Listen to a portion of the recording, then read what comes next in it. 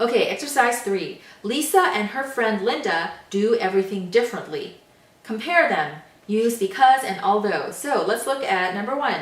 Lisa, and it says bake cakes, and it says fun in the parentheses, and then Linda, buy cakes, faster. So we can make 2 sentences. We can say Lisa bakes cakes because it's fun. So we are using the because clause here. And then, although baking cakes is more fun, Linda buys cakes because it's faster. Okay, so this sentence actually uses the although and because clauses. Okay, so go ahead and complete numbers 2 through 6, and then we will look at them together.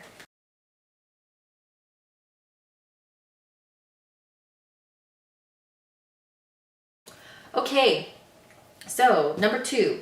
Lisa uses a smartphone because it's convenient. Although smartphones are more convenient, Linda uses a regular phone because it's cheaper. Okay, now you could also say, although using smartphones is more convenient, in that case, we are using the gerund, using smartphones. And then since it's an activity, we don't say using smartphones are more convenient. We say using smartphones is more convenient. Even though smartphones ends with an S, we are talking about the activity. So using smartphones is. So again, you could say, although smartphones are more convenient, or you could say, although using smartphones is more convenient, and then continue. Okay, number 3. Lisa cooks in a microwave because it's fast. Although cooking in a microwave is faster, Linda cooks in a regular oven because it makes food taste better. Number 4. Lisa reads the news online because it's quick. Although reading the news online is quicker, Linda reads the newspaper because it's relaxing. Number 5. Lisa travels by plane because it's comfortable. Although planes are more comfortable, Linda travels by train because it's interesting. Okay, and so for this one too, you could say, although traveling by plane is more comfortable, Linda travels by train because it's interesting. And number 6, Lisa takes lunch to work because it's less expensive. Although taking lunch to work is less expensive, Linda buys lunch because it's easier. Okay, so if you have any questions, you can ask me via WhatsApp or email, but we're going to go ahead and continue to our student's book on page 76. Student's book, page 76. Okay, so page 76, Lesson D, Reading. Before I play the audio for the listening activity, I want you to think about these questions. How has technology changed transportation? And how has technology impacted the way we communicate with others? Okay, so I want you to discuss those questions with someone in your family, or you can practice on your own verbally, or you can write them down. So you can see that those questions are in exercise 1 before you read. So if you need to look at them again, you can check your book. So pause the video and practice. Then afterwards you can play the video again, and I will include the audio for the reading portion.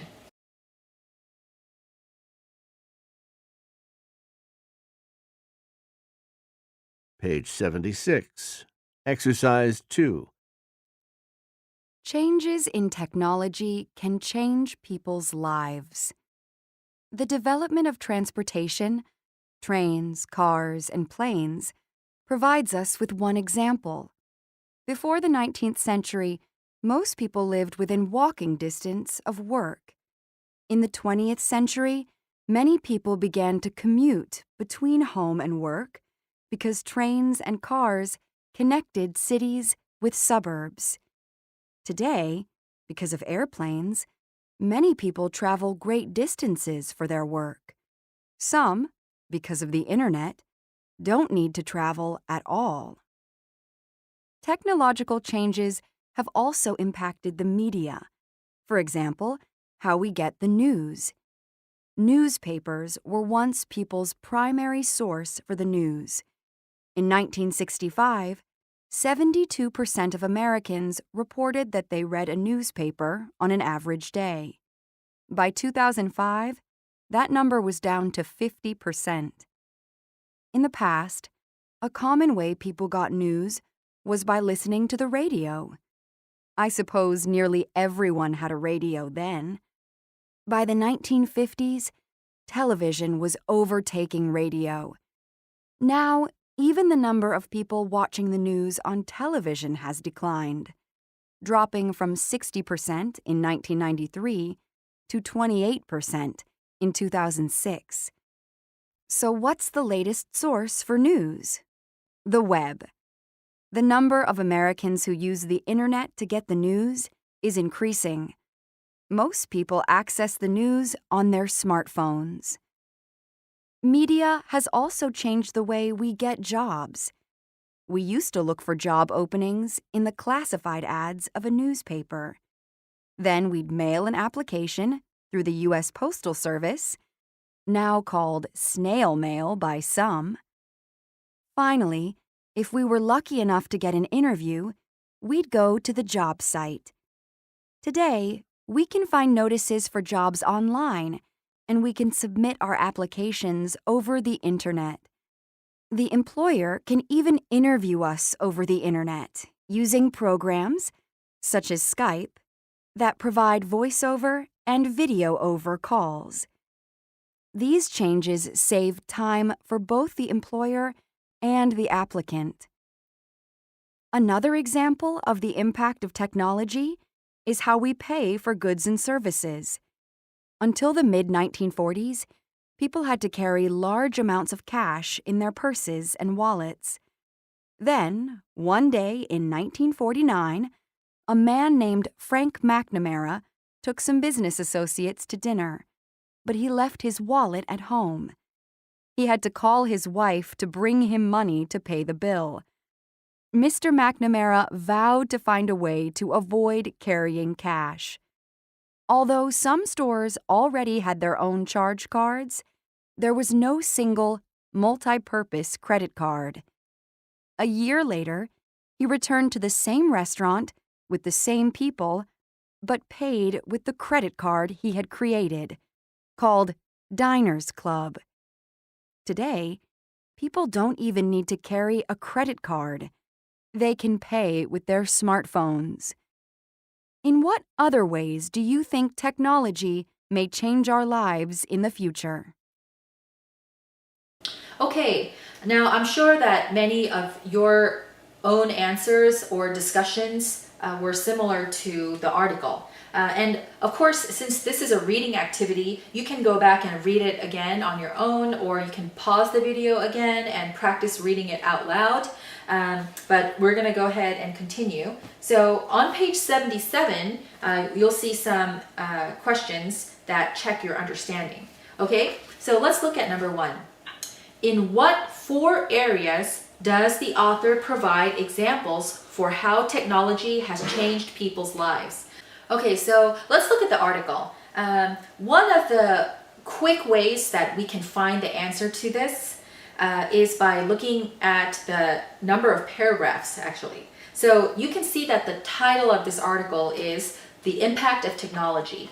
And the question is asking how technology has changed or impacted our lives. So of course, the whole article is going to be divided into those different ways.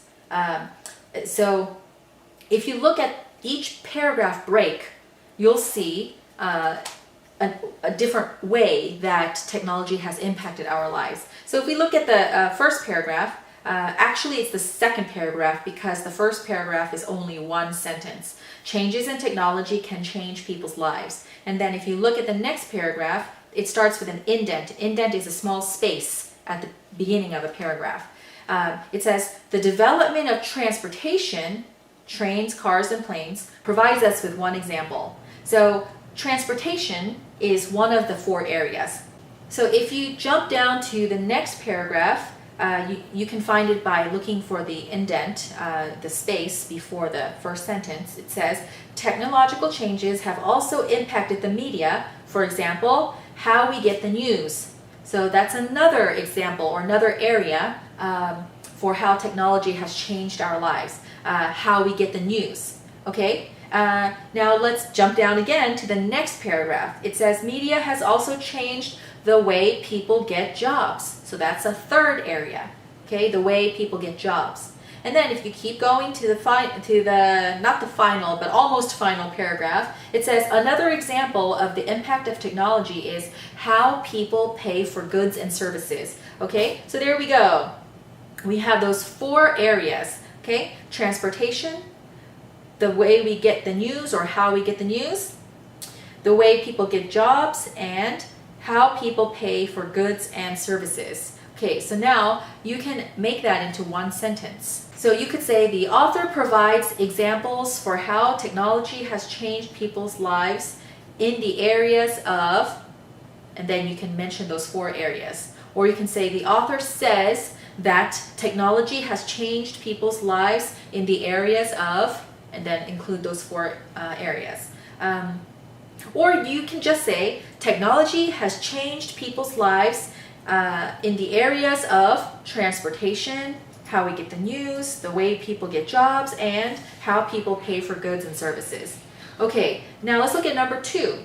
What statistics does the article give to support the statement that the number of people who get their news through the newspaper has declined?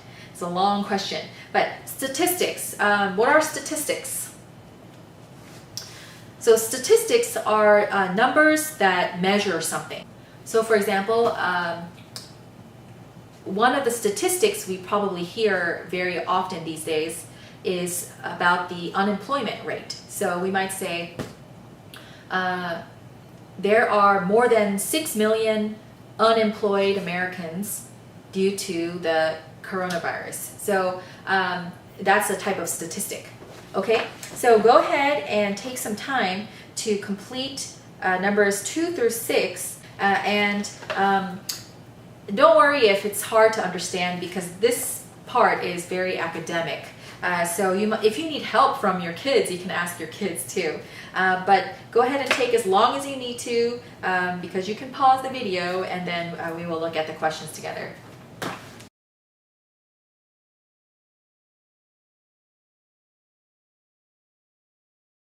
Okay, so let's look at number 2. What statistics does the article give to support the statement that the number of people who get their news through the newspaper has declined?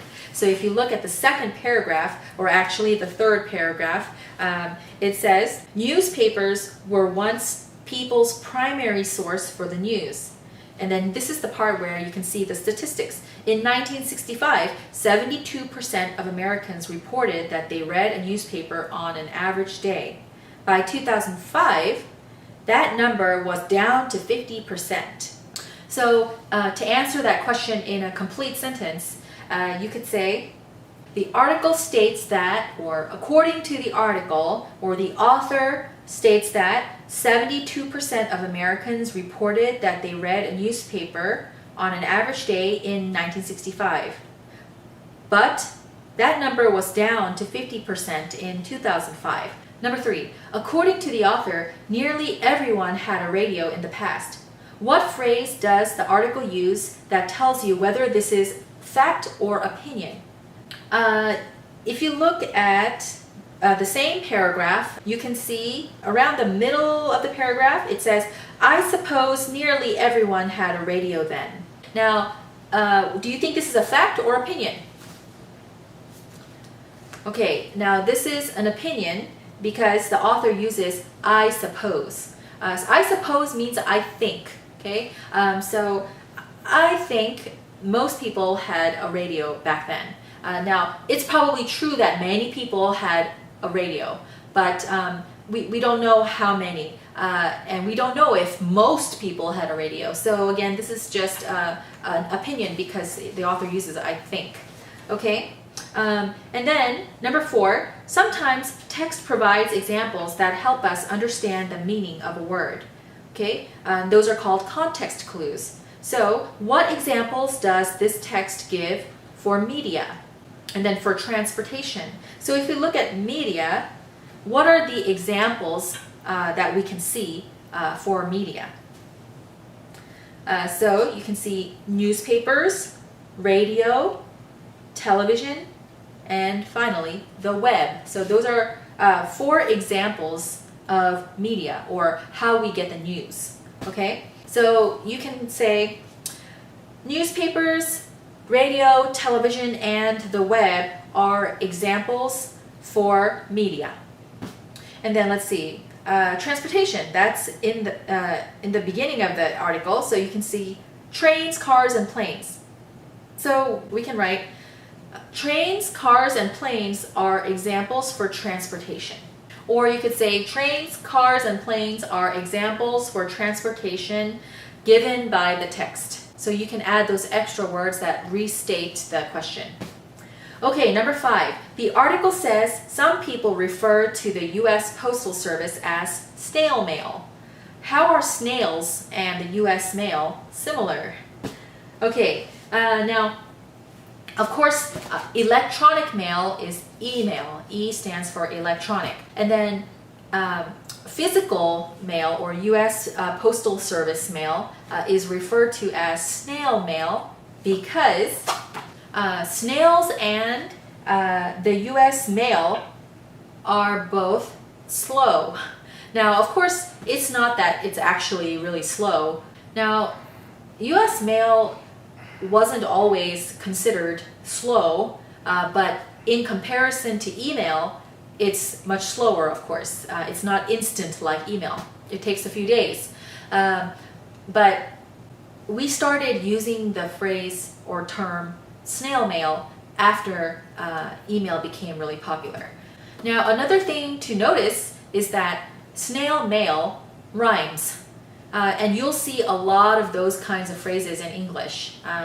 Words that, or phrases that are made up of 2 words that rhyme. Another example is fender bender. So it means a minor car accident, but we say fender bender because it's easier to remember because of rhyming words, and also because it's more fun to say than a minor car accident. We can just say fender bender. So when you say, I got into a fender bender, or if you say, it was a fender bender, then it means that it was not a big accident. It just bent my fender. Fender is part of your car. Another one is, let's see, double trouble. Okay, so this just means like extra trouble or big trouble. So you might see a little kid, and then another kid comes and joins him, and if they're both kids that are difficult to handle, you might say, oh no, double trouble. So anyway, these are just a couple of examples, and there are many more of phrases with rhyming words. Okay, let's look at number 6. Do you think the author believes that changes in technology have a positive or a negative impact on people's lives? Cite evidence from the article to support your opinion. Okay, so if you look at some of the phrases that the author uses, for example, let's look at the paragraph about the way people get jobs. So at the end of that paragraph, it says, these changes save time for both the employer and the applicant. Save time. So that's a positive phrase. And then if you look at the next paragraph about how people pay for goods and services, it says at the end of that paragraph, today, people don't even need to carry a credit card. They can pay with their smartphones. So that is also a positive note. He's saying it's not necessary to carry a credit card. It's inconvenient. So he's saying that technology has made it more convenient. So you could say, the author believes, or I think the author believes, that changes in technology have a positive impact on people's lives.